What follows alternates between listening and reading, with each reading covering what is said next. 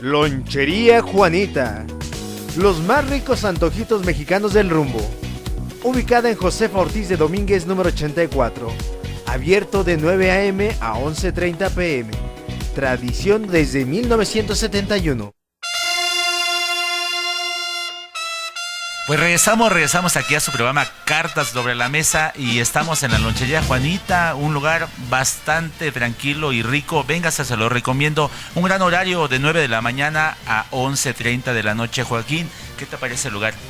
Pues es un lugar de tradición. Quien no se haya comido unos buenos guaraches de Doña Juanita, pues no conoce Xochimilco. Así es. Y aparte que es tradición familiar, ¿eh? Sí. Si bien aquí Doña Juanita pues instauró el negocio, pero su mamá allá en Caltongo pues tiene, digamos que la cabeza de la franquicia. Ya la historia. Igual, ¿no? de ricos los guaraches y todo lo que aquí Pues sí, aquí estamos en Josefa Ortiz de Domínguez número 84, en el barrio de la Asunción, y continuamos con este tema que nos trae el día de hoy, y el contexto que estamos viviendo es la fiesta de la Virgen de Jaltocán. Joaquín, entremos un poquito a lo que es la celebración, toda esta celebración de pueblos y barrios de la fiesta de Jaltocán. ¿Qué nos puedes platicar al respecto?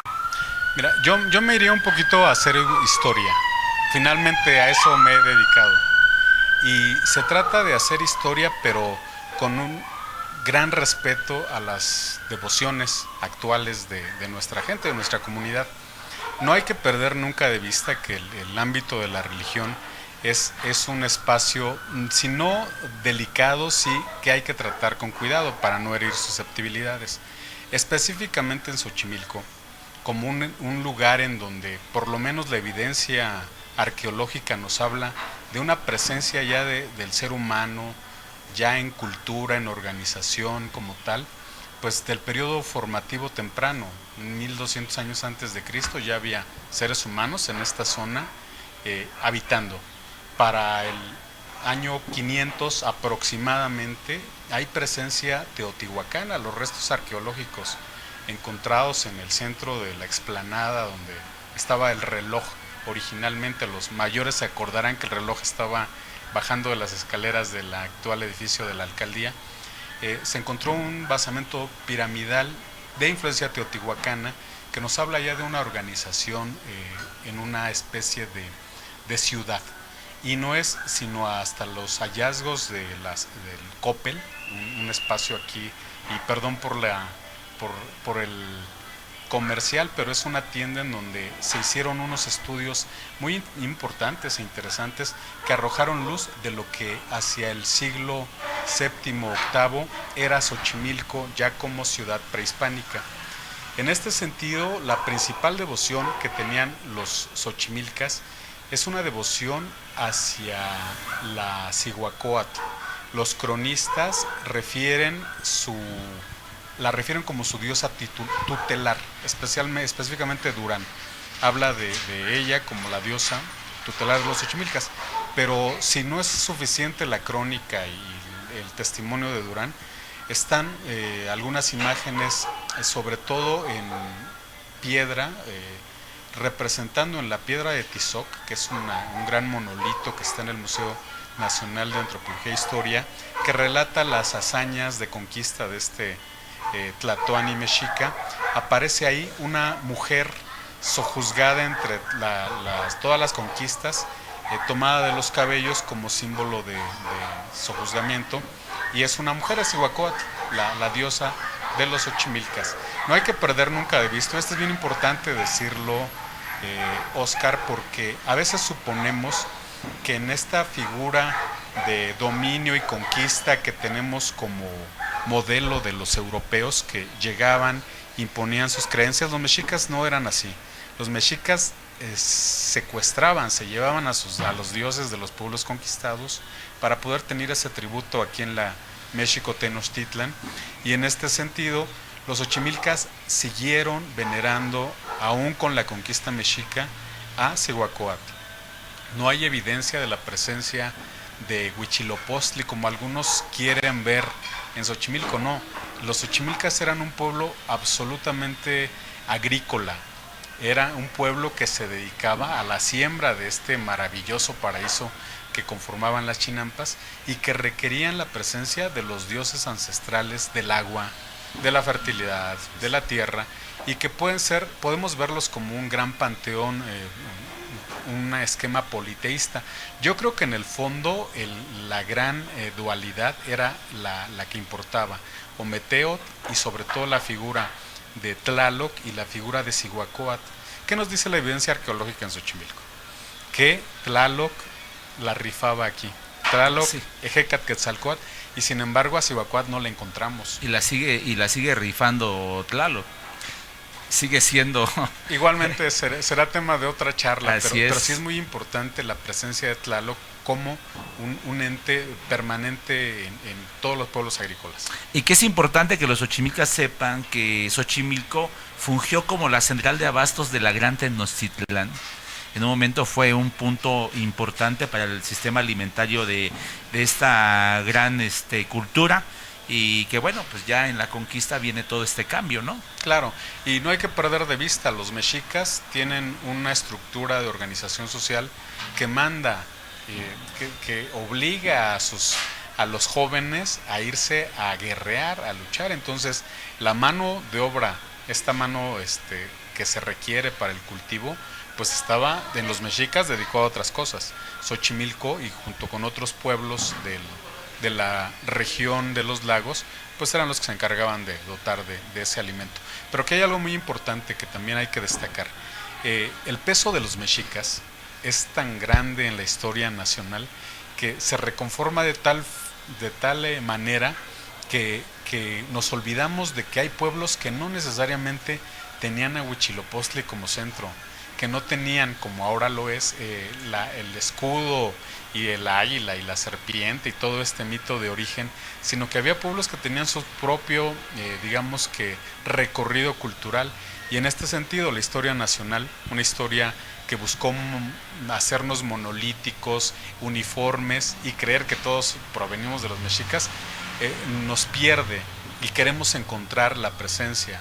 Sí, somos parte de una cultura náhuatl, pero no somos mexicas, y esto es algo que es bien importante decirlo, porque con esto podemos entonces entender que la presencia de las devociones ancestrales en Xochimilco tienen que ver con la fertilidad, tienen que ver con el agua, con la tierra y con la opción del maíz y de las flores. La conjugación de todo esto tiene que ver con un ciclo agrícola, en este sentido de la veneración por etapas y por fechas ahora, ¿no?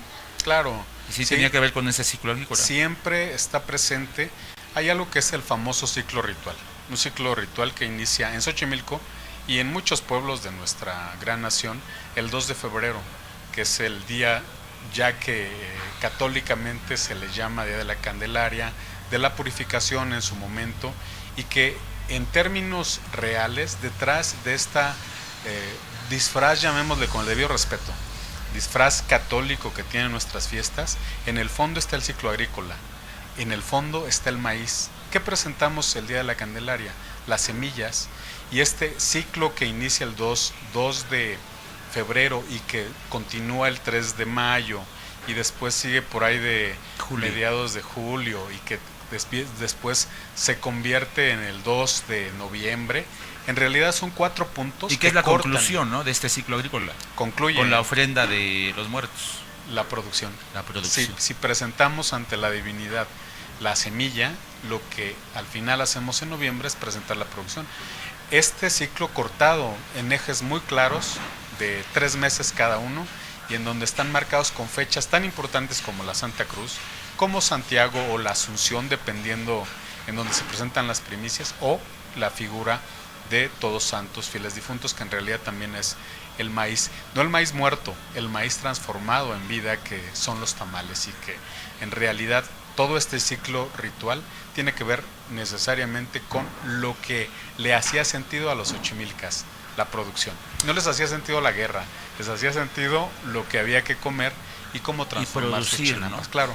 Y yo creo que todo este contexto que tú nos has platicado hoy, Joaquín, tiene que ver con el cambio que sufrimos a la evangelización, a la conquista española, y que en un momento dado pues nos prohíben seguir venerando a esos dioses ancestrales y nos obligan de alguna forma a ahora venerar a nuestros dioses nuevos, ¿no? Y que el Xochimilca, arraigado entre usos, costumbres y tradiciones, pues no tiene mal de venerar a la madre en este caso, ¿no?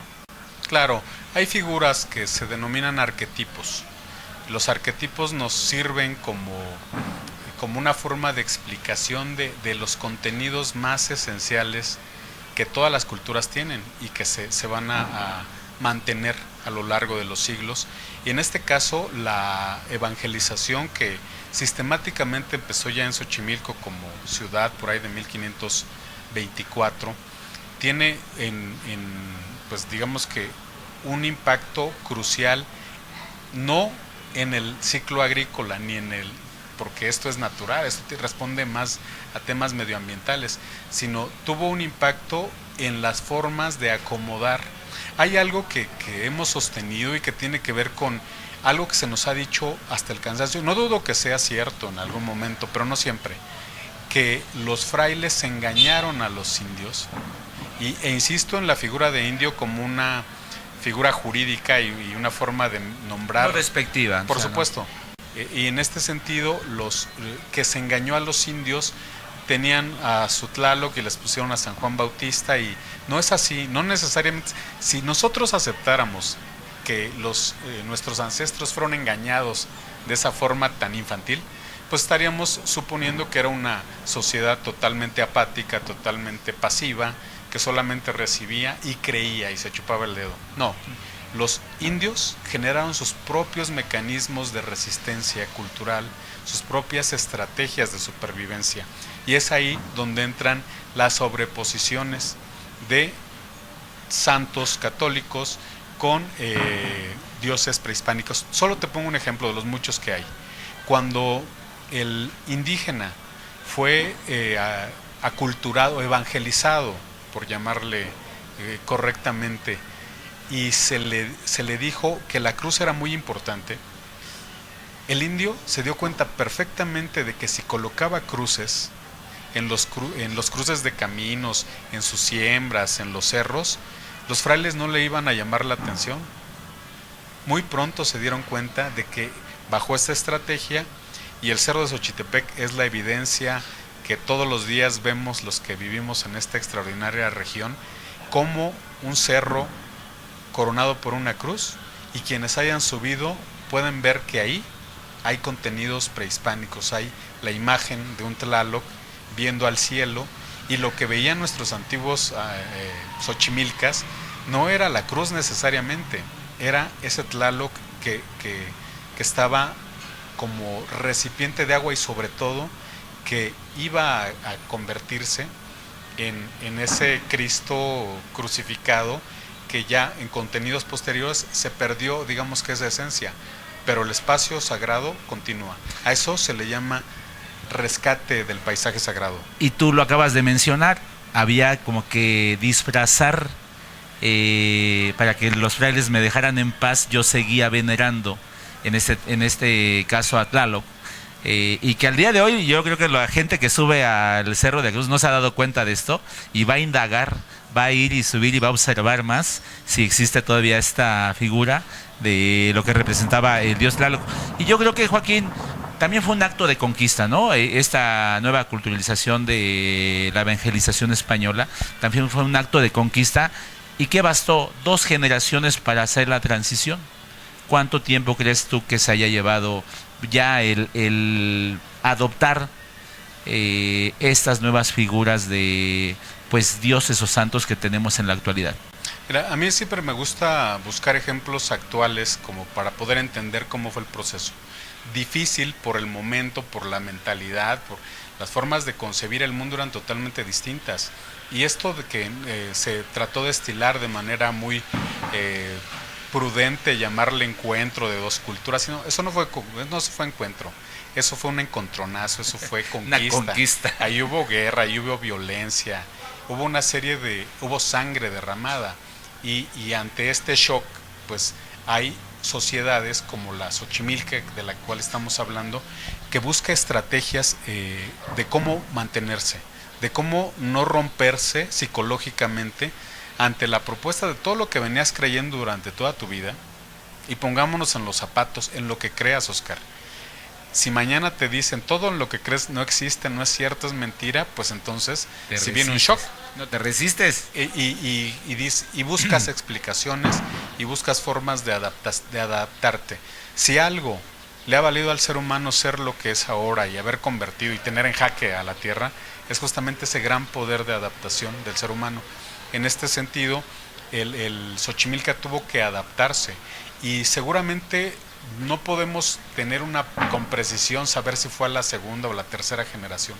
Lo real es que ya entrado el siglo XVII, ya eran totalmente evangelizados, ya eran cristianos, pero que tenían en el fondo tradiciones que no podían explicar de dónde venían y que sin embargo se volvían, como ahora se explica todo en cualquier comunidad y pueblo originario. Así es la costumbre. Y con esta explicación o con esta respuesta ante las preguntas a veces incómodas, a veces imprudentes de los que llegan a ver a nuestra sociedad o a nuestras comunidades como un espacio de curiosidad o de turismo cultural, ante esas preguntas lo que se responde es: así lo han hecho nuestros abuelos y así lo hemos hecho nosotros. En esa respuesta está justamente lo que te decía, la resistencia cultural integrada a algo que conocemos como digamos que representaciones colectivas, un inconsciente colectivo que se ancla en esa época en la que lo principal era hablar de tierra, de agua, de fertilidad, de flores y de alimento. Pues sí, Joaquín, todo esto tiene que ver con lo que yo te mencionaba, el poder de resiliencia que seguimos teniendo los xochimilcas para que al día de hoy continuemos con esas tradiciones, usos y costumbres y no desaparezca.